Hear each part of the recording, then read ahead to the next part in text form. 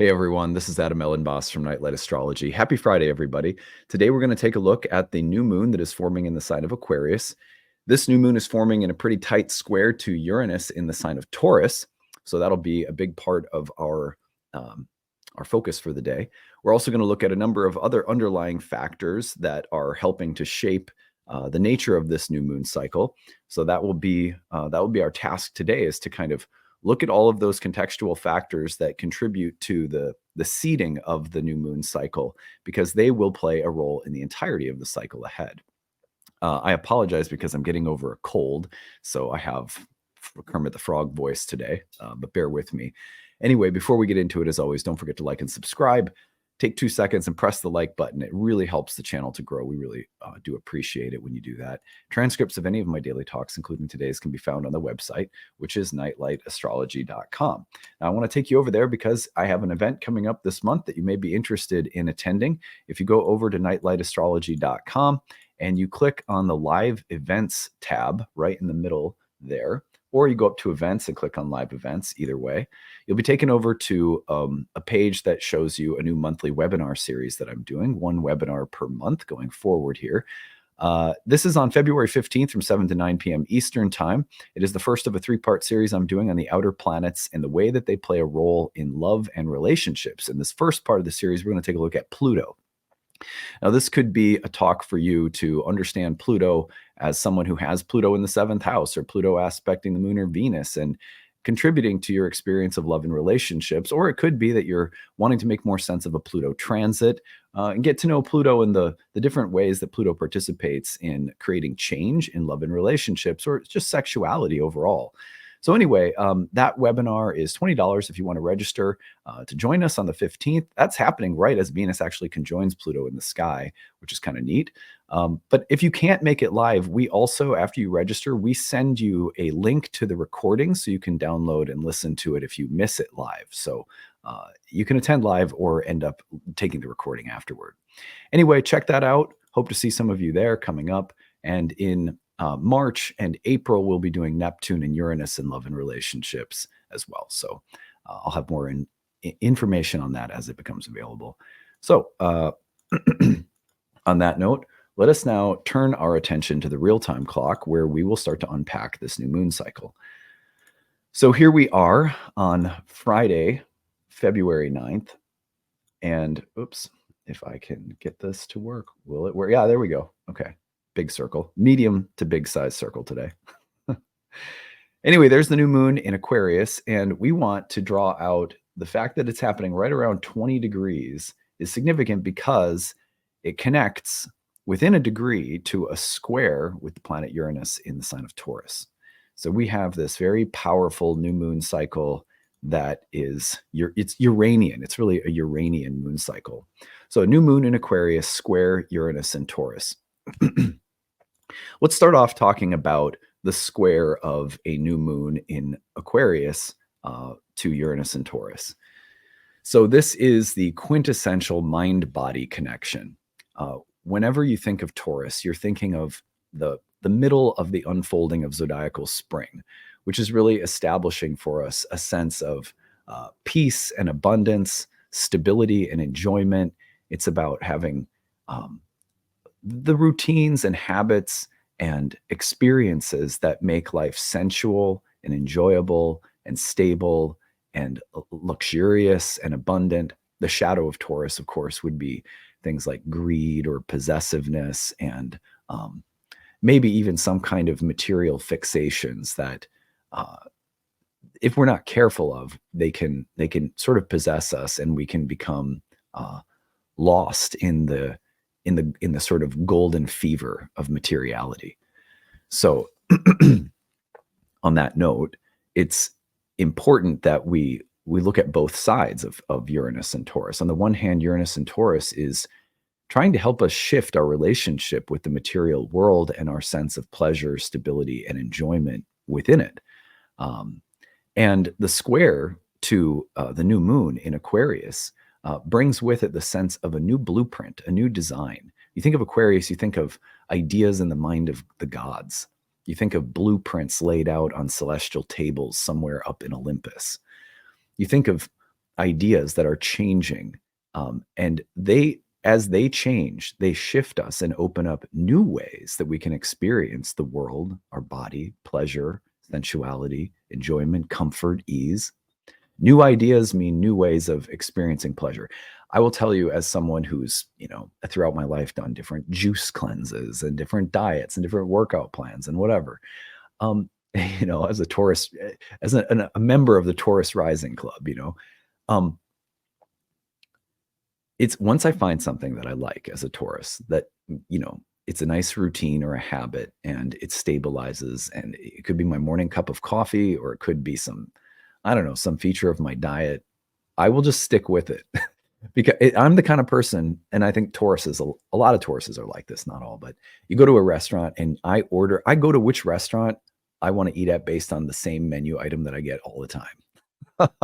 and, and it's so like, yeah, like, anyway, and Ashley's similar because she's a sun and moon in Taurus as well. So anyway, that's Taurus for you. Sometimes Taurus is like, if it works, if it's not broken, don't fix it. And Uranus in Taurus provides that Taurian archetype with the new ideas. Hey, look, there's different ways that you could open up and experience pleasure. And just because you're changing something doesn't mean that pleasure will be diminished. Could you entertain the idea that it might even get better? So we have the radical idea sitting before us, presented to us from the high-minded realm of Aquarius, that we could make changes that provide more freedom, greater happiness, greater ease, a different kind of rhythm, a different kind of stability. But in order to get there, we also have the difficult task of bridging air and earth, which means, in many cases, mind and body. The body has to open itself up to the airy realm of ideals and ideas and paradigm changes that can temporarily destabilize. But we also have to be trusting enough that they can find a way of integrating and creating new forms of enjoyment, stability, peace, ease, flow, abundance, and so forth. So there's a lot of work this cycle on the mind-body connection and on shifts or changes that we can make, paradigmatic or changes to our ideas that can lead to a different kind of embodiment, a different kind of materiality. So that's kind of, broadly speaking, that is the square between the new moon in Aquarius and Uranus in Taurus. Now we have to be aware of the shadows, which can be the shadows of stubbornness, immovability, possessiveness, fear of change, that Uranus and Taurus could bring up. We also have to be aware of pie in the sky, idealistic perfectionism, and some sense of idealism that is being presented to or for the body and the earth that is somehow intolerant of or doesn't account for the messiness of life. That's intolerant toward the basic human earthy nature. We don't want to develop some kind of, it's like someone who goes too far with cosmetic procedures and ends up looking inhuman because they've had an idea of beauty that's not been forgiving enough of their actual humanness or the process of aging or something like that. These are just metaphors, right? The images that come to mind. All right. Number 2, let's take a look at some of the dignities. This is a really interesting moon cycle in large part because of the dignities that are present. So this new moon is forming, right? You know what? I'm actually going to circle on the wall. All right. There we go. A little bit smaller. Now, this new moon is forming right into the bound of Mars. And so that's interesting because at the outset of the cycle, as the new moon takes shape in the bound of Mars, you could say that it is beholden to its appearance has to conform in some way to the formal requests of Mars. And what is Mars doing? It is exalted and culminating in Capricorn and going into a conjunction with Pluto in Aquarius. So this cycle, now we've talked about the Uranian nature of the cycle, and we've talked about air and earth. Now we have to understand that the cycle has the martial influence that can make that revolutionary impulse much more adamant and willful. It can make it more confrontational and explosive. It can make it more urgent and potentially like competitive or aggressive. Now, that could be great in terms of mobilizing our resources. It could be great to have Mars so emphasized at the outset of the cycle in terms of really changing our mind or really enacting some kind of change on behalf of an idea that is beautiful and could disrupt but also improve our connection to earth and body and pleasure. But we have to, because remember, it's connecting back to the Uranus and Taurus. But we have to understand that when Mars gets into a conjunction with Pluto, it's more nuclear. It has a really intense eruptive quality. The transformation that's coming is it's thorough and it's deep, and it's on behalf again of a transformation of ideas, systems of thought, paradigms, like the blueprints being laid out on the table in the realm of the gods that I mentioned earlier as so Aquarian. Now have it's as though there's a siren going off in the realm of the gods, and there's urgency behind the ideas that are presenting themselves and the need to act on behalf of them. So you get the revolutionary impulse now coupled with the martial feeling of urgency, intensity, and explosiveness. So it becomes a bit more intense, which is not necessarily what Taurus loves, right? So this is going to be a part of what we have to think about going forward, is that the urgent, demanding, revolutionary, impulsive qualities of Mars, although acting on behalf of some vision that is probably connected ultimately to Taurian values, may be so urgent and aggressive that, that at least temporarily things are disturbing the peace rather than helping create a new kind of pleasure or a new kind of Taurian happiness. That at least initially, there's more of a rattling the cage quality. So that's interesting. Number 3. Now, Saturn is the domicile ruler of the new moon. But what's Saturn doing?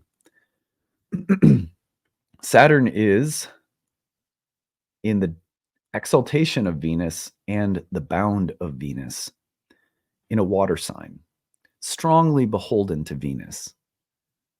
So what I find interesting is that in so many ways, this cycle, like the last cycle, is suggesting paradigmatic changes that involve new visions and ideas and a change of mind and a change of thinking and the opening up of there's a more spacious quality that's trying to open up, that's connected intimately to pleasure and the body and creativity and love and sex and all earthly delights. But in order to do so, it's like it's almost like you're calling some kind of angelic interior designer over to your psychic home and saying, look around, how can we shift the design to make it more beautiful, inhabitable, stable, peaceful? And the presence of Saturn in Pisces as the ruler of this moon cycle in the exaltation and bound of Venus suggests that, again, the underlying change is being made on behalf of Venusian things: relationships, love, peace, art, beauty, women, desire, the body, happiness in the material worldly sense. But now we're talking about beauty also as an ideal. So with the Aquarius and so much emphasis on Saturn in Venus ruled signs, and the cycle starts off, of course, with Venus still in Capricorn, which is also Saturn's sign. So we have a form of mutual reception between Saturn and Venus. We are restructuring, we are transitioning, we are moving heavy things around and creating a different kind of support system for Venus. And just think about the role that Venus plays in your individual existence, right? And think about the kind of like this interior designer that's visiting and saying, how do we rearrange everything on behalf of Venus? It requires a kind of emotional sensitivity and tact. Saturn in Pisces underlying this moon cycle says, this requires a real sensitivity and imagination and a romantic kind of emotional intelligence. So again, it's like it's not just Aquarian in the sense of just rushing forward with this kind of idealistic. Aquarius can be like dogmatic in its idealism. So that won't stand because the ideals that are shifting, the progressive ideas that are trying to take us forward somehow, reach towards some higher potential that's latent within ourselves or humanity at large.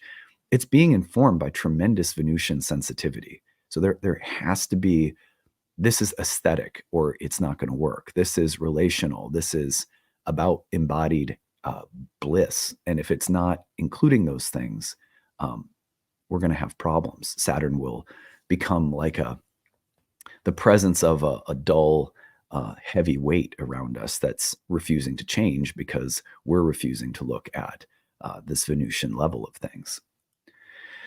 It's also interesting at the beginning of the cycle that right as the cycle begins, we can also see that Mercury is heading into a square with Jupiter. Now, Mercury square Jupiter also suggests, again, the exact same kind of pattern. Here we have the mental energy of Mercury coming off from the conjunction with Pluto.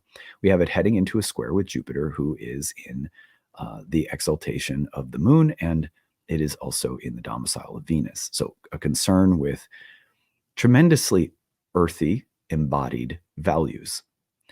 Mercury and Jupiter squaring has to do with a kind of a combination of mind and body again, of planning and vision in pursuit of things that are peaceful, easy, enjoyable, luxurious. This is the kind of combination that could be used in terms of developing a financial strategy or a business design or a business plan that's aimed at creating more ease or more wealth or more prosperity. But it's also it's about strategizing toward the goal of earthly happiness and earthly desire. And so these are, just fascinating signatures that are all sort of re-emphasizing the same basic themes. You're probably at this point hearing me sort of repeat most of the same themes over and over. And number 5, as the cycle unfolds, Venus herself is moving into a conjunction with Pluto. So we'll see that by about February 16th, within 1 week, as look at this, as the first quarter moon comes through in Taurus, the exaltation of the moon, so an exalted first quarter moon in the sign of Venus. And what is Venus doing? Going through the conjunction with Pluto in Aquarius. All the same themes coming together. This is so much about the Venus and earthy Taurian desires and the Aquarian high-mindedness that is somehow needed to create what Venus and the kind of sign of Taurus in general wants for us right now. And remember, this is all going along with the moving of Jupiter and Uranus into a conjunction by late April. So everything is conforming around Jupiter and Uranus and Taurus, trying to create this kind of earthy breakthrough, this Venusian breakthrough. So that's how I'm seeing the cycle ahead. And I hope that my hope when I present these is that by mapping out the little dignity trails, that you can just sort of see which planets and which archetypes are being emphasized in the entirety of the cycle. I mean, this moon cycle will carry through all the way until our next new moon, which is right around March 10th. At which point in time, by the way, everything will be in Pisces. Everything's in Pisces, and Venus will be entering Pisces, and so, this cycle will be sort of moving us into the next moon cycle, which is all in the exaltation of Venus, where Venus will then move into her exaltation. Mars will move into Pisces. Saturn will be in Pisces. Neptune's in Pisces. Now, it's interesting that there's something demanding this kind of Venusian embodiment and a paradigmatic revolution around Venusian things.